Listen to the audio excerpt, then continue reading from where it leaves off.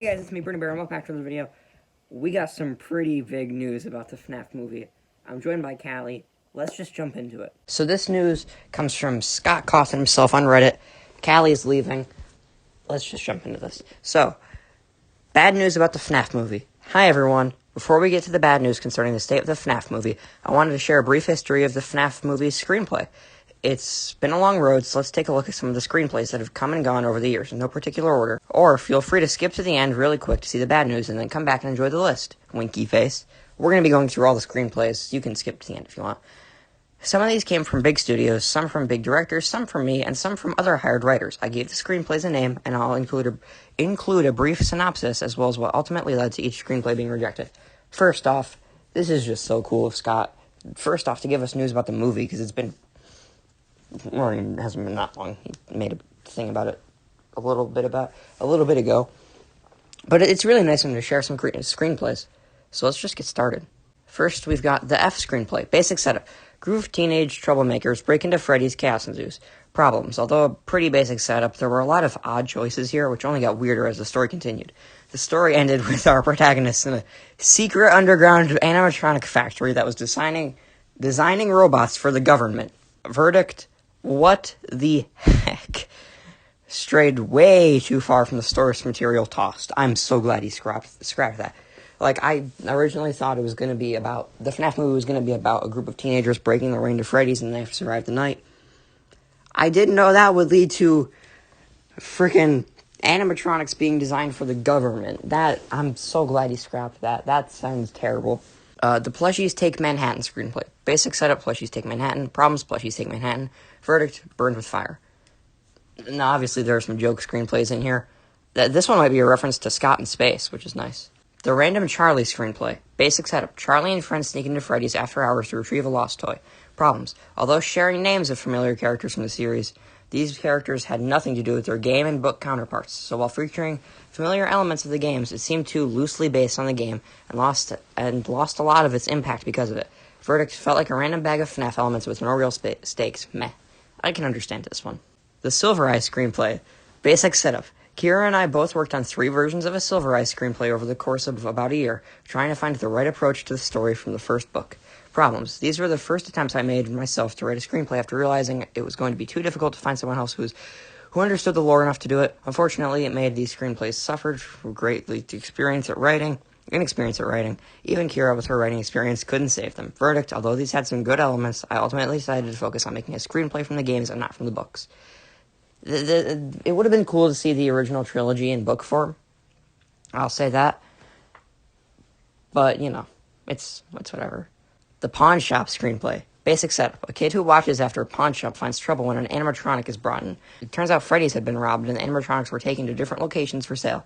The other animatronics come to retrieve them at the pawn shop, and the kid and his friends get roped into adventure. A creative approach, but felt a little too much like a boy and his animatronic. Too much after-school adventure, not enough horror. Verdict: seemed like a good idea at the time. I don't know about this one. I really wouldn't have liked it. The Cassidy screenplay. Basic setup. Diving deep, this screenplay packed in a lot of lore following the story of Cassidy. Problems. Spanning multiple time periods, following multiple characters, and featuring lore from multiple games. This was pretty saturated to a fault. It may have been satisfying to most hardcore fans, but it would have left the majority of people confused and lost. Hey, wait, maybe this was the most accurate screenplay. Verdict: ultimately more of a visual encyclopedia than a movie. This just wasn't that satisfying, even to me. Out. I think this one's a joke, too. If it wasn't, that'd be cool.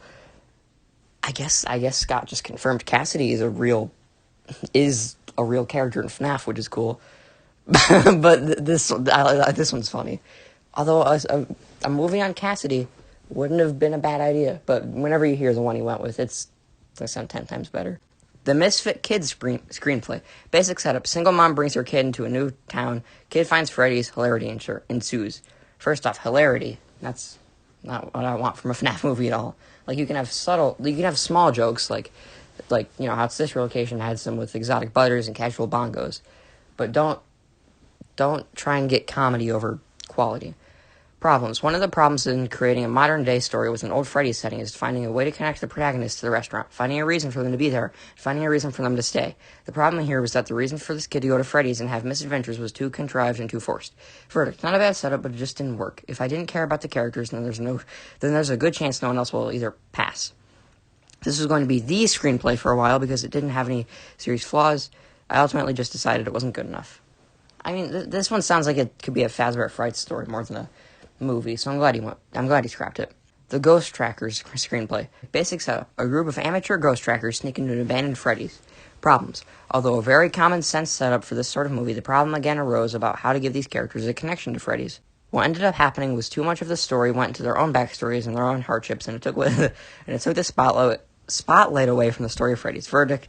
A stronger connection between protagonist and Freddy's was needed. Lesson learned. I'm glad he did that. You know, obviously you can set up your characters, but if it's going to take away from the main selling point of the movie, then you gotta scrap it. It can't end up like the Slender Man movie, where it focuses too much on the characters and doesn't have any relevance to the main selling point in the movie. The Insane Screenplay. Basic setup. Another ghost tracker variation. This one involved the Funtime animatronics, underground ball pit tunnels, and a marionette out for revenge. Problems. As some other screenplays ventured too far into action, this one went too far into action. Verdict. Too over the place with too many characters doing too many things. This sounds like freaking Into the Pit on steroids. The Funtime animatronics, while they would have been cool to see, underground ball pit tunnels, it's already insane with the time-traveling ball pit, and a marionette out for revenge. This sounds, like he said, insane.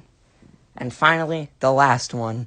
The Mic Screenplay. This makes sense. Why didn't I think of this before? Actually, this is a good mix. It has the best pieces from all the previous screenplays. Not really any problems here. All the right characters, all the right motivations, all the right stakes. Yeah, we're going with this one. It's fun, it's scary, and has a great central story. Mike, I think that's pretty obvious. It's Michael Afton. I'm glad he's going with Michael. You know, I'm glad it's going to be like a... Also, I am losing my voice. It's going to be like a...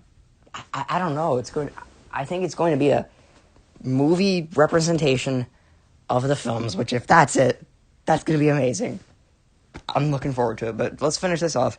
Alright, so on to the bad news. The bad news is that there won't be any more screenplays to add to this list since we're officially making the Mic Screenplay. Filming starts in spring. Bruh! I don't know why I'm so excited about this. First off, filming starts in spring 2021. That's amazing. But more importantly, the Mic Screenplay.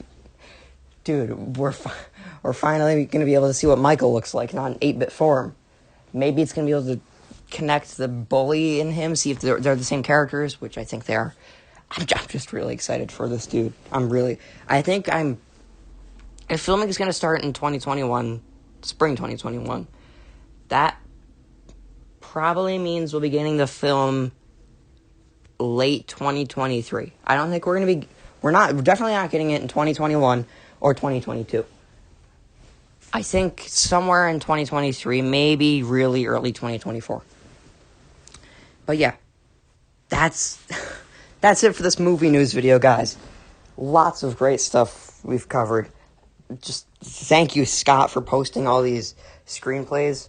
I never would have thought you would have done this. I always thought you would post like a basic plot for the movie, but no, you went all out and told us like previous screenplays, some jokes, some with lore, Cassidy, you know. Thank you, Scott, for doing this. You didn't have to. It's amazing. I'll see you guys in the next video. Peace.